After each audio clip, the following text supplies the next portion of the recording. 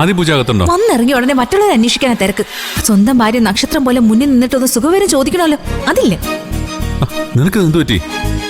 ഓ, വല്ലാത്ത തലവേന. നീ പോയി ഒരു ചായ എടുക്ക.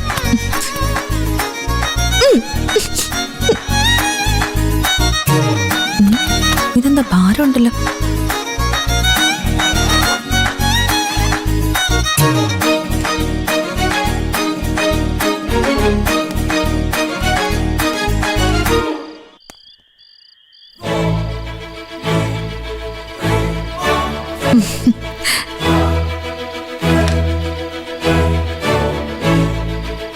പ്രണയപൂർവ്വം എന്റെ പെണ്ണ്.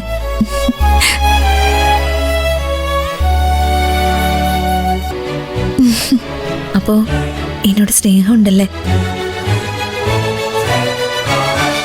ആമി സ്വപ്നം കണ്ടോണ്ടിരിക്കാതെ വാടി ഇങ്ങോട്ട്.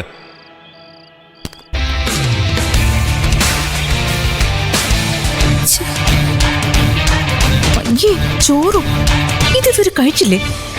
ആമി, ഓ വരുന്നു. ആമി, ആമി, ഇവിളിത് എവിടെ കൊണ്ടുവച്ചേക്ക? ആമി, എന്തിനാ കിടന്ന് തൊള്ള തുറക്കുന്നേ? ഇടി എന്റെ ഫോണിന്റെ ചാർജർ അവിടെ കൊണ്ടുവച്ചേക്ക. ഞാൻ എടുത്ത് വിഴുങ്ങി. ഇടി നിനക്ക് എന്താ പറ്റിയേ? ഓ, ഇപ്പോഴെങ്കിലും ഭാര്യയുടെ വിശേഷം അന്വേഷിച്ചല്ലോ. സ്വന്തം ആവശ്യത്തിന് മാത്രം വിളിക്കും. എന്റെ ചാർജർ എവിടെ, എന്റെ ചീപ്പ് എവിടെ, കണ്ണാടി എവിടെ, മുണ്ടെവിടെ, തോർത്തെവിടെ? സ്വന്തം ആവശ്യത്തിന് മാത്രം ഭാര്യ വേണം. എന്നാ അവൾ ഉണ്ടോ, ഉറങ്ങിയോ, ഉടുത്തോ, അങ്ങനെ എന്തെങ്കിലും ഒരു വിചാരം ദത്തേട്ടനുണ്ടോ? നിനക്കിത് എന്ത് പറ്റിയാമി? നിന്റെ ആങ്ങളാ വിവരം കെട്ട ചെറുക്കൻ ഇന്ന് ഇവിടെ എന്തെങ്കിലും പ്രണയവിലാസം ഒപ്പിച്ചോ? പറഞ്ഞാൽ മതി, ഞാൻ എന്താ ചെയ്യേണ്ടേന്ന്. കാലിരുമണോ, അത് കുളിപ്പിച്ചേരണോ, അതോ ഇനി വാരി ഊട്ടണോ?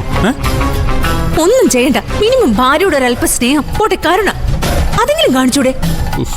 ഇടി ഞാൻ എന്ത് ചെയ്തെന്നാ നീ പറയുന്നേ? ഒന്നും ചെയ്തില്ലേ? കാലത്ത് ഞാൻ കഷ്ടപ്പെട്ടുണ്ടാക്കി തന്ന ഭക്ഷണം നിങ്ങൾ എന്താ കഴിക്കാത്തെ? ഓ, അയ്യോ, അത് ഞാൻ കഴിച്ചില്ല അല്ലേ? കാഴ്ചല്ല, അതാ ടിഫിനകത്ത് വരുമോ? അപ്പൊ നിങ്ങൾക്ക് അത്രയുള്ളൂ ഭാര്യയോടുള്ള സ്നേഹം അല്ലേ? എന്റെ ആമി, നീ നിസാര കാര്യം വെച്ച് എനിക്ക് നിന്നോടുള്ള സ്നേഹം അളക്കല്ലേ? ഇന്ന് ഞാൻ ഒരു 100 കൂട്ടം പ്രശ്നങ്ങളിലായിരുന്നു. അതിനിടയിൽ ഭക്ഷണം കഴിക്കുന്ന ആരും ഓർത്തോരുമില്ല.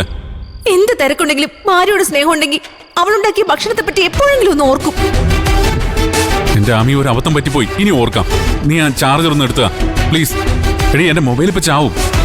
സ്വന്തമായിട്ടങ്ങ് നോക്കിയെടുത്താ മതി. പള്ളിയിൽ പോയി ആ പൂജ വിളിച്ചോണ്ടോ, അവൾ നോക്കിയിട്ട് തരും. എടി ആമി,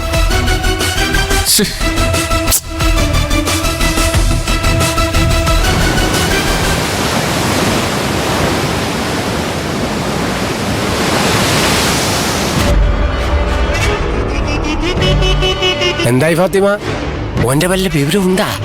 ഇല്ലളേപ്പാ, വിളിക്കാവുന്നിടത്തൊക്കെ ഞാൻ വിളിച്ചു. ആർക്കും അവനെ കുറിച്ച് ഒന്നും അറിയില്ല. എങ്ങനെ അറിയും? കള്ള ഹിമാറല്ലോ. വടിവെച്ചെടുത്ത് കൊടവെക്കൂല. ഓനെ ഞമ്മള് കുറച്ച് പണിയേണ്ടി വരും. അവൻ കൂടെ ഉള്ളതിനേക്കാൾ കുഴപ്പമാ കാണാതെ പോകുമ്പോ. അവൻ എന്തൊക്കെയാ കാണിച്ചു കൂട്ടുന്നതെന്ന് പറയാൻ പറ്റത്തില്ല. ഓനാ പൂജയെ പൊക്കൂന്ന് പറഞ്ഞതാ. എന്റെ ടെൻഷൻ അങ്ങനെ സംഭവിച്ചാ ആകെ ഇടങ്ങാറാവൂലേ ഞമ്മള്? കുടുങ്ങാൻ പോകുന്നത് ഞമ്മള് രണ്ടാളുവാ. അത് ഈ മറക്കണ്ട. അതല്ലേ ഇപ്പൊ എന്റെ പ്രശ്നം.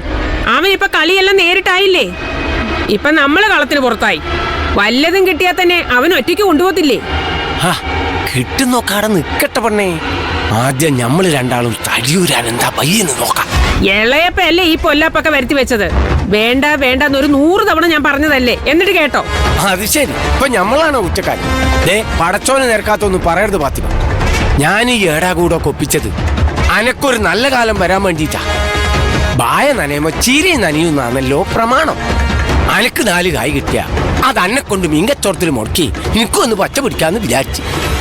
കിനാവ് കാണുന്നത് അത്ര വലിയ തെറ്റാണോ ഫാത്തിമ? തെറ്റ് ശരിയൊക്കെ അവിടെ നിൽക്കട്ടെ. ഇപ്പൊ ഇതിൽ നൂരാനുള്ള ഉപായം പറഞ്ഞതാ. ഒറ്റ വഴിയുള്ളൂ, അക്രം ബലാല് ശുക്ര. ഓൻ എങ്ങനെങ്കിലും കണ്ടുപിടിക്കണം. എന്നിട്ട് നല്ല ബുദ്ധി ഉപദേശിച്ച് ഓനെ ഇവിടുന്ന് പേക്ക് ചെയ്യണം. അവൻ പോകുന്നില്ലെന്നല്ലേ എന്നോട് കട്ടായം പറഞ്ഞത്. ഓനെ പറഞ്ഞു വിടാതെ പറ്റൂല. അപ്പൊ പുതിയ വലിയ തന്ത്രവും ഞമ്മള് പയറ്റണം. മയക്കുമരുന്ന് കേസിൽ ഓൻ ആത്തു പോകുന്നു. ഞമ്മളൊരു കാച്ചം കാച്ചു ഓൻ അപ്പ സ്ഥലം കാര്യാക്കും. എനിക്ക് തോന്നുന്നില്ല. അവൻ നീരാളിയാ. പിടിച്ചാ പിടിച്ചിടം കൊണ്ടേ പോവും. എന്നെങ്ങനെ പേടിപ്പിക്കല്ലേ ഫാത്തിമ. ഞമ്മക്ക് എന്തെങ്കിലും വയ്യുണ്ടാക്കാം. എങ്കിൽ എത്രയും പെട്ടെന്ന് വേണം. എന്റെ ബലമായ സംശയം അവനെ കാണാതെ പോയതിന് പിന്നിൽ ആ പൂജയ്ക്കും അവിടെ തള്ളയ്ക്കും കൈയുണ്ടെന്നാ. ആക്കെങ്കിലേ ആ തെളിവ് തെളിയിക്കാൻ ഞമ്മളെ കയ്യിൽ എന്ത് അഭിലൂസുണ്ടേ ഉള്ളേ? എല്ലാം ഒപ്പിച്ചു വെച്ചിട്ട് ഇളയപ്പ ഇങ്ങനെ കൈ ഒഴിഞ്ഞ ഞാൻ അവതാളത്തിലാകും. ഈ ഇങ്ങനെ സങ്കടപ്പെടല ഫാത്തിമ. അന്നെ നമ്മൾ ഇങ്ങനെ അവതാളത്തിലാക്കുവോ? ഇനി എന്ത് നാറിയ കളി കളിച്ചിട്ടാണെങ്കിലും ഇനി നമ്മളൊരു ക്ലൈമാക്സ് ഉണ്ടാക്കി തരും. നമ്മൾ സ്വപ്നം കണ്ട ഈ സുവർഗത്തിലെ സുൽത്താനയായി വായുന്ന ഒരു അടിപൊളി ക്ലൈമാക്സ്.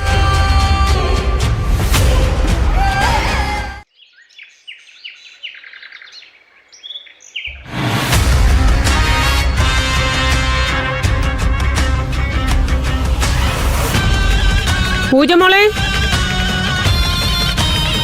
ഇവിടെ ആരും ഇല്ലേ? പൂജ മോളെ, മോളെ പൂജ.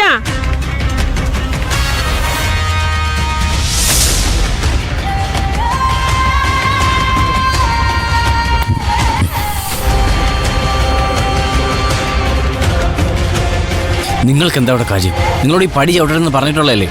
അങ്ങനെ പറഞ്ഞ ചവിട്ടാതിരിക്കാൻ പറ്റുമോ? നിങ്ങൾക്ക് എന്താ വേണ്ടേ? വേണ്ടത് ഒരുപാട് കാര്യങ്ങളുണ്ട്. പക്ഷേ തൽക്കാലം എനിക്ക് എന്റെ മോനെ മതി. മോനെയോ? അതെ, എന്റെ മകനെ, ഷാനു സുലൈമാനെ. അവനെ നീ എവിടെ ഒളിപ്പിച്ചേക്കുന്നേ? നിങ്ങൾ എന്ത് ഭ്രാന്തായി പറയുന്നേ?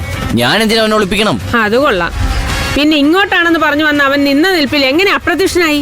ഇങ്ങോട്ട് വന്നോ? അതെ, അവൻ ഇങ്ങോട്ട് തന്നെയാ വന്നേ. നിങ്ങളുടെ മോൻ മരിച്ചിട്ട് മടങ്ങി വന്നവനല്ലേ? അതുപോലെ ഇപ്പോഴിങ്ങ് വന്നോളൂ.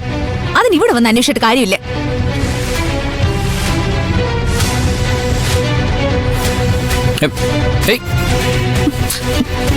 കാര്യമുണ്ടോ ഇല്ലയോ എന്ന് ഞാൻ കാണിച്ചു തരാം. ദേ, ഇവിടെ ആരും വന്നിട്ടില്ല.